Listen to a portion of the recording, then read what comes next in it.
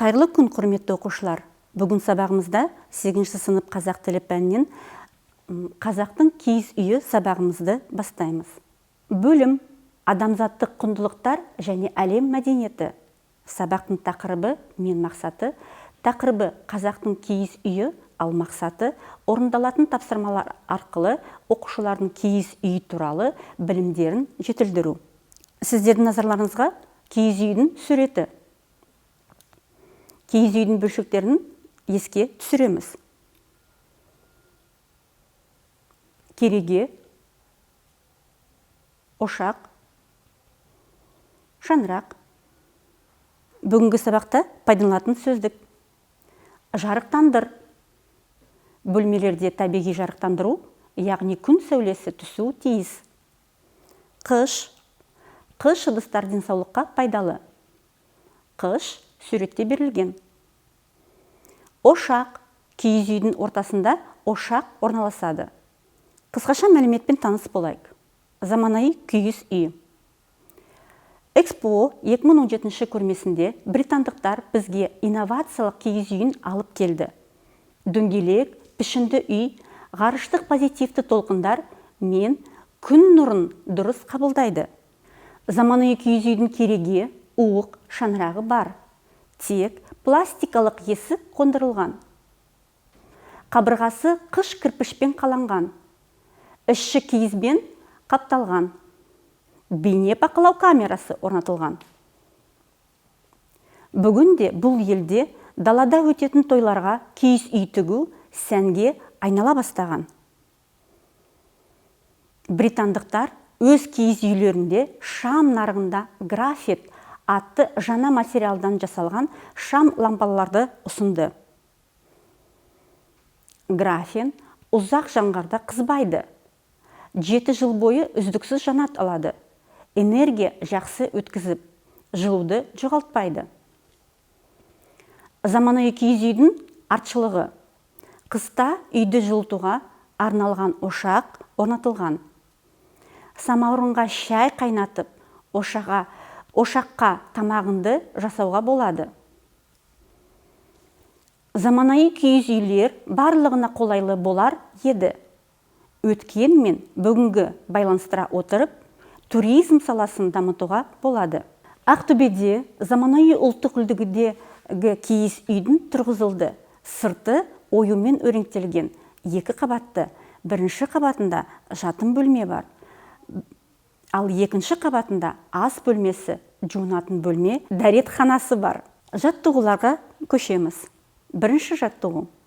Қысқаша мәлімет бойынша сөйлемді сәйкестіріңдер. Дөңгелек пішіндегі үй. Киіз үйдің әрбір керегесі. Ақтөбеде Нұрдәулет шаруа қожалығында.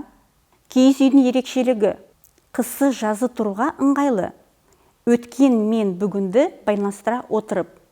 Жауаптарды дұрыс сәйкестіріңдер деп ойлаймын.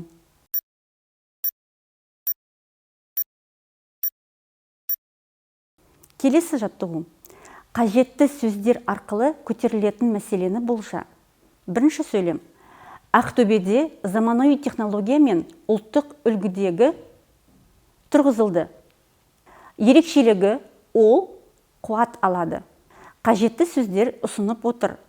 Ояланған, керегесі, киізбен, киіз үйдің, киіз үй, күннен, шаңырағы, қыш кірпіштен, уығы, есігі пластикадан жасалған. Киіз үй 2 қабатты, сырты. Киіз үйдің бар. Қабырғасы қаланған. Үйдің іші қапталған.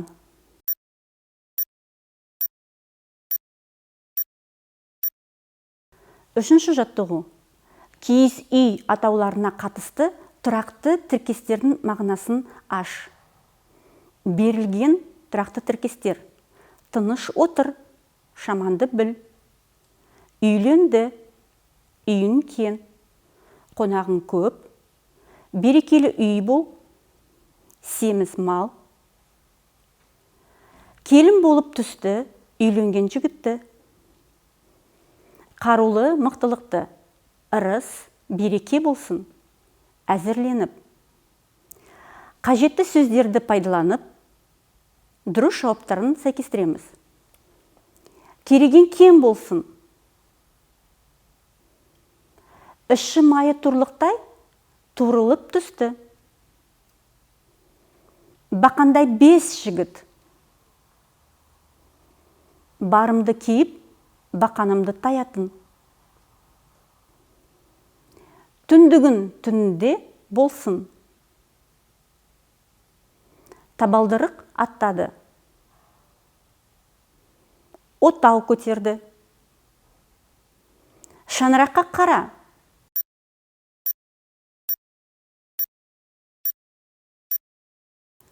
Төртінші жаттығуға көшеміз. Мәтінді оқып, сұрақтарға жауап бер. Сіздерге берілген мәтін заманауи киіз үй. Ескірген заттардың заманауи үлгілері көптен шығарылды. Жақында киіз үйдің жаңа түрі жарық көрді. Бұл ғимаратқа жарты сфера деген атау берілген. Жарты сфера экологиялық таза және 95% табиғи материалдардан жасалған. Жарты сфера 2 қабаттан тұрады. Сыртқы қабаты балқарағайдан жасалған. Сондықтан жылуды сақтап тұру қабілеті жоғары әрі төзімді. Үйдің ішкі көрінісі де өте керемет. Бөлмелер кең, әрі жарық. Жарты сфера едендері арқылы жылынтады. Үй күмбез тәрізде салынған. Сондықтан үйді жылытуға электр қуаты басқа үйлермен салыстырғанда 2 есе аз жұмсалады екен. Мәтінді оқып шықты, сұрақтарға жауап берейік. Бірінші сұрақ. Киіз үйдің жаңа түрі қалай аталады? Екінші сұрақ. Жарты сфера қандай материалдан жасалған? Жарты сфера неше қабаттан тұрады? Сыртқы қабаты неден жасалған? Бал қарағайдың қандай қасиеттері бар? Үйдің ішкі көрінісі қандай? Бөлмелері қандай? Жарты сфера қалай жылытылады? Заманауи киіз үйді жылытуға не себепті электр энергиясы аз жұмсалады? Сұрақтарға дұрыс жауап бердім деп үміттенемін.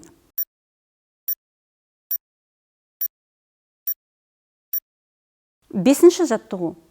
Заманауи киіз үйдің ерекшеліктерін белгіле. Дұрыс жауап саны 4. 40 қабатты, бөлмелері тар, электр желісі тартылмаған, таза, жарық, күмбез тәрізді, бал қарағайдан жасалған, экологиялық таза материалдан жасалған.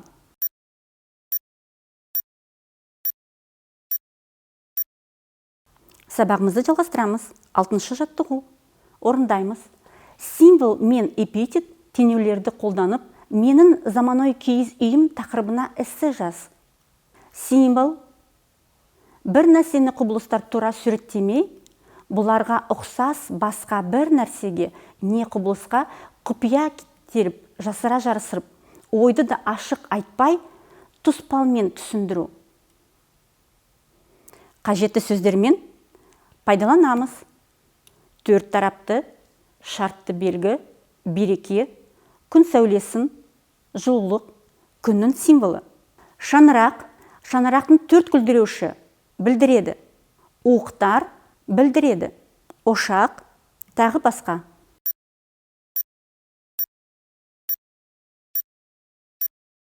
Сабақтың қорытынды жасау үшін тест сұрақтарына жауап берейік.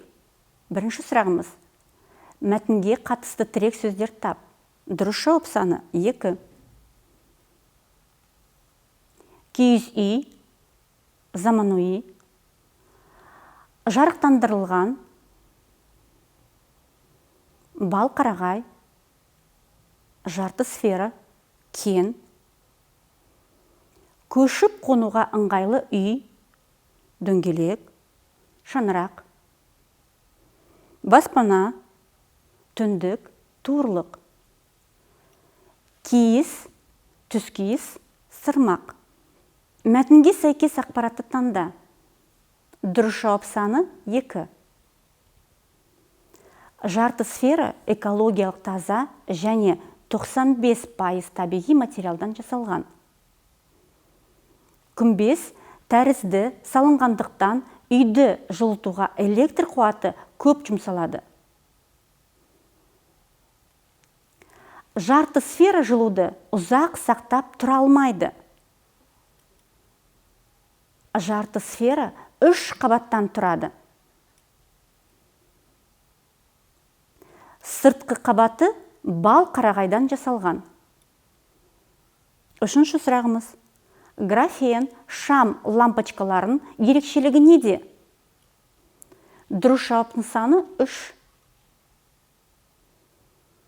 7 жыл бойы үздіксіз жанып тұра алады. Ұзақ жанып тұрған шамға қолыңыз тиіп кетсе, теріңіз күймейді.